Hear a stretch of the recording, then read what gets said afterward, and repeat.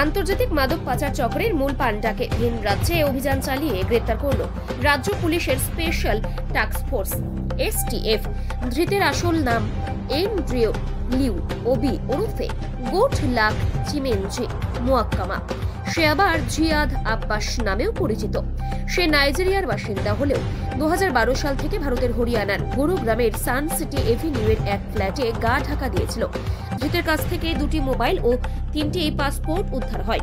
3টি পাসপোর্টের মধ্যে 2টি জাল পাসপোর্ট বলে তদন্তে জানতে পেরেছে পুলিশ। পুলিশ সূত্রে জানা গিয়েছে বেশ কয়েক মাস থেকে উত্তরবঙ্গ তথা রাজ্য জুড়ে ব্রাউন সুগার ও কোকেনের মতো মাদক কারবারের বাড়ন্ত হয়ে ওঠে। কিনারা করতে তদন্তে নামে এসটিএফ। তদন্তে নেমে এসটিএফ শিলিগুড়ি থেকে মেথিবাড়ির বাসিন্দা পাসাং মুক্তান ও খালপাড়ার বাসিন্দা সরতাজ আলমকে চলতি মাসের 12 জানুয়ারি গ্রেপ্তার করে। তাদের পুলিশি হেফাজতে নিয়ে জিজ্ঞাসাবাদ করলে এন্ড্রিওর নাম উঠে আসে। তদন্তে এসটিএফ জানতে পারে আন্তর্জাতিক পাচার চক্রের মূল পান্ডাই হলো এই এন্ড্রিও। এরপর তার উদ্দেশ্যে খোঁজ শুরু করে এসটিএফ। অবশেষে তাকে বুধবার হরিয়ানার গুরুগ্রামের আদালতের নির্দেশে 5 দিনের ট্রানজিট রিমান্ডে শিলিগুড়ি নিয়ে আসা হয়। আজ ফের ধৃতকে শিলিগুড়ি আদালতে পেশ করা হলে বিচারক জামিনের আবেদন খারিজ করে 10 দিনের পুলিশ হেফাজতের নির্দেশ দিয়েছে। আমার নাম নিলয় রায় আর আমার সিনিয়রের নাম দিলীপ রায়। দিলীপ বাবুই সমস্ত ব্যাপারটা দেখছেন, আমি সাথে আছি এই পর্যন্ত।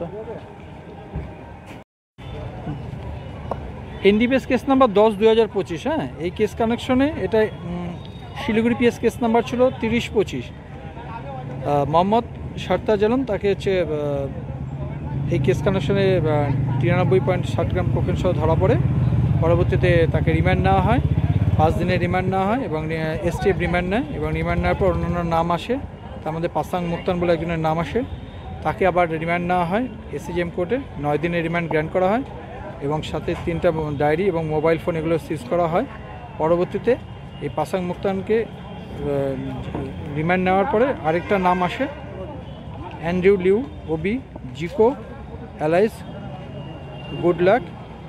হ্যাঁ, এর নামটা আসে এবং তাকে হচ্ছে গুরগাঁও কোর্টের অর্ডারে গুরগাঁওতে ট্রানজিট রিমান্ডে নেওয়া হয় এবং ট্রানজিট রিমান্ড এটা হরিয়ানা, গুরগাঁও হরিয়ানা। 5 দিনের ট্রানজিট রিমান্ড গ্র্যান্ট করে হরিয়ানা আদালত।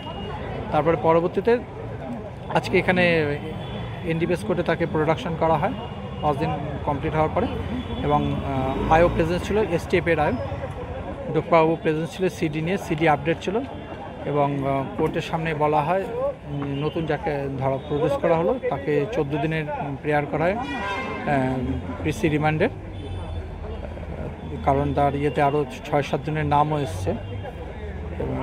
তদন্তের ক্ষেত্রে নামগুলো বলা যাবে না এবং কোর্ট সিডি দেখে সিডিতে মেটেরিয়ালস দেখে এবং বোথ সাইড প্রসিকিউশন এবং ডিফেন্সের বক্তব্য শুনে সেখানে কোর্ট 14 দিনে যেটা প্রেয়ার ছিল সেটা 10 দিন গ্র্যান্ট করলো এবং আয়োগকে সমস্ত কন্ডিশন কমপ্লাই করতে বলেছে। এখন 10 দিনের রিমান্ডটা গ্র্যান্ট হয়েছে এই পর্যন্ত।